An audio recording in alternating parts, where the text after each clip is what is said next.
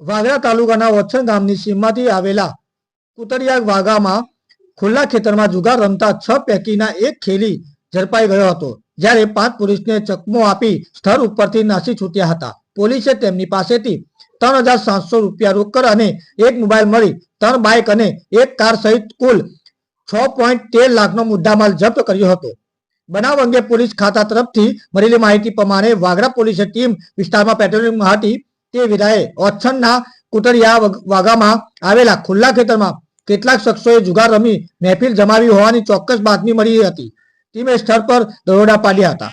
પોલીસને રેડ જોઈને જુગારીઓ દોડધામ મચી ગઈ હતી. જો કે તે પૈકીના માત્ર એક ખેલાડી ઉપેન્દ્ર રમેશ ગોહિલને પોલીસે ઝડપી પાડ્યો હતો, જ્યારે ત્યાંથી અન્ય 5 શંકુને પોલીસને ચકમો આપી ફરાર થઈ ગયા હતા. તેમના નામઠામ પૂછતા તેમના નામ ધર્મેન્દ્ર ઉર્ફે પંકજ ગોહિલ, મુકેશ ભયલાલ વસાવા તેમજ મોહસિન અયુબ મંસૂરી તથા અન્ય 2 ઇસમો જેમના નામ જાણી શકાયા ન હતા.